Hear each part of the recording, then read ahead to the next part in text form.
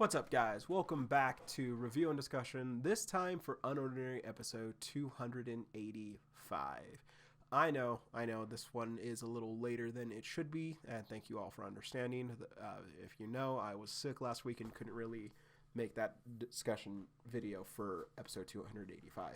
But I have gone ahead and read through it a few more times and also took my notes on the episode, so we're going to go ahead and talk about that right now. So first things first, this episode gives us some really cool insight into one character who I think it's safe to say is definitely a fan favorite of the series, that being Doc, of all characters. We get a glimpse into Doc's past. So episode starts out with Doc at his apartment thinking on what he asked Layla about John and Sarah being dependent on the recovery machine.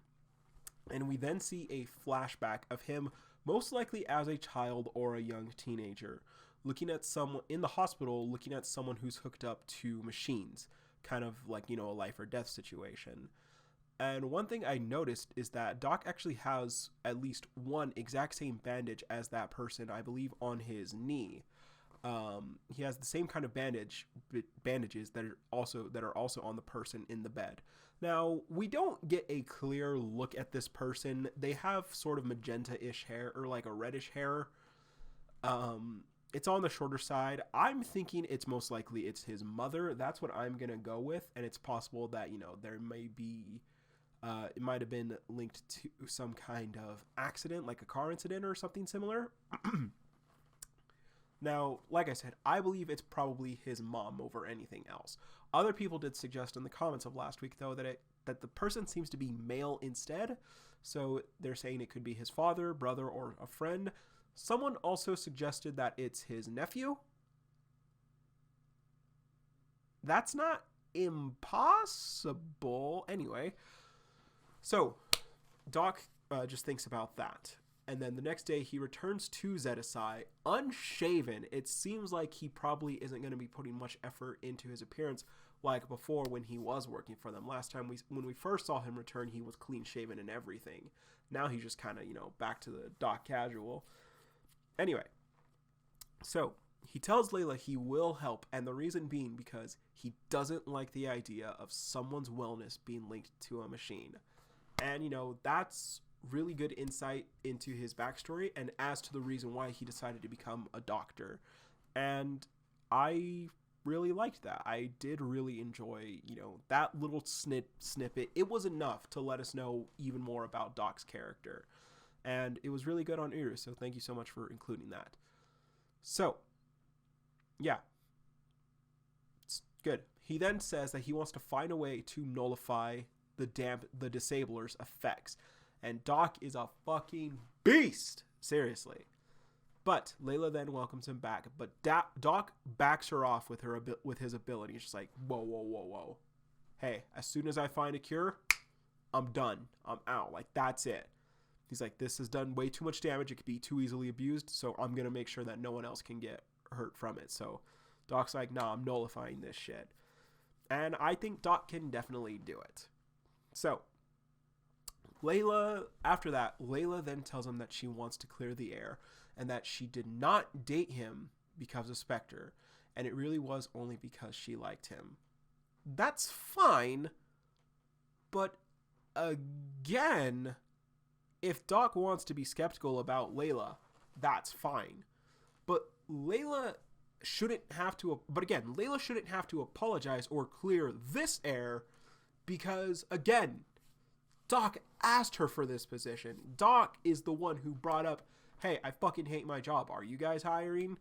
And Layla was like, oh yeah, like, someone like of your skill. Like, Doc brought this up. So if he wants to be skeptical about her, if he doesn't want to date her because she is connected to some mysterious shady organization, that's fine. But just, again, Doc, you can't play the card of, I gave up my job for you. And it's like, no, you didn't, bro. You hated that job. You actually did. But, Doc's in, and that's cool. That is cool. But, that is just one thing that does bother me about his character right now. Anyway, undisclosed amount of time later, we then return to Wellston. And John's just walking around outside, and Zeke is seen messing with one of the students. And then Zeke does unfortunately confirm what we all speculated, because the world of UnOrdinary is dog shit and they can't have nice things, because Zeke did get a position with the authorities as an enforcer. Now that's very dangerous. Claiming he outranks everyone at Wellston now. Now, John then steps up and interferes, telling Zeke to leave the kid alone, and then Zeke tries to manipulate John again into thinking that the safe house was built for taking him down, but John tells Zeke, hey, that's not going to work anymore. And again, good on John when it counts, because John isn't in 100% clear space, but he is in a clear enough space to know, like, hey, that's not true. Go fuck yourself. So, good on John. So, Zeke then begins to mental gymnastics his way into thinking he has more power than everyone else. And after a bit of walking away, he's like, I have more power than everyone. Why do I have to listen to people like John now? And he does attack John. And clearly, John can't fight back until he can. So, Zeke begins to beat up John, and everyone takes note of that. And after getting a few hits, Zeke kind of taunts John, and John, once again, just like when he was fighting against Agent 23, asks in himself, like, do something. And his ability briefly, once again, does activate, and John gets a hit off of Zeke right in the face and knocks Zeke back a bit. And John plays it off as he was giving Zeke a chance to prove himself. And, you know, he failed, and John just says, get out of my face. And, of course, Zeke just turns tail and runs.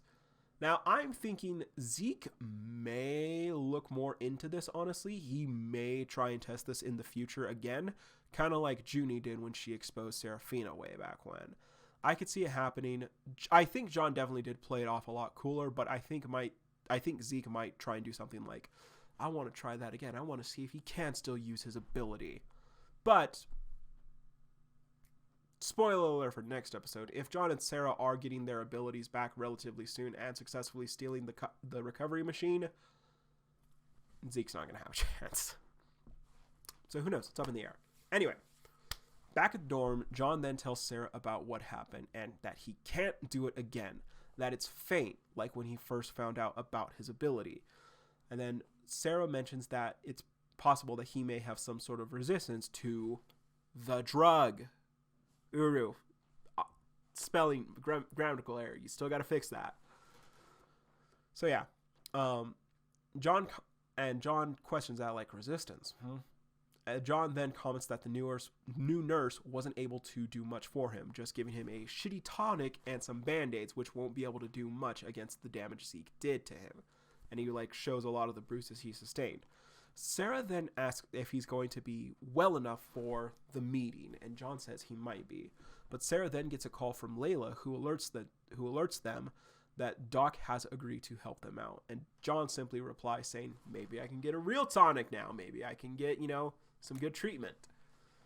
In the other room, though, Ison is listening in on the conversation for Blake, and the two begin speculating if they're going to be meeting with Spectre, and Ison also mentions it sounds like Doc's working with them too now.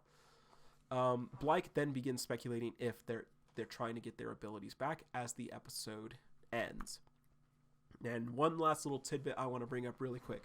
I do think it's really interesting that of all things, Zeke got the enforcer position, and I definitely think that Uru is probably going to set him up to end up being Arlo's villain, since Arlo is anti-corruption and the power is already getting to Zeke's head. So I think that it's kind of just more like, set up to, it's going to end up being Zeke against Arlo, which I think will be badass. It would honestly be pretty cool to see that. But that's episode 285. Honestly, a pretty solid episode. So I will go, it has a nice setup and everything. I will go ahead and give this episode a level 8.1. We'll get a level 8.1. It's a really good episode. There is some pretty good setup there for all things considered. And also just the backstory for Doc was really, really nice to see. And I really enjoyed that touch, Uru. So thank you so much for that. So that will be it for this review and discussion. Let me know what you guys thought down below in the comments. And then episode 286's review and discussion will be out tomorrow. And then, of course, as always, guys, we will have the live reaction to episode 287. So that's going to be it for today, guys. And as always, everyone, see you, Space Cowboy.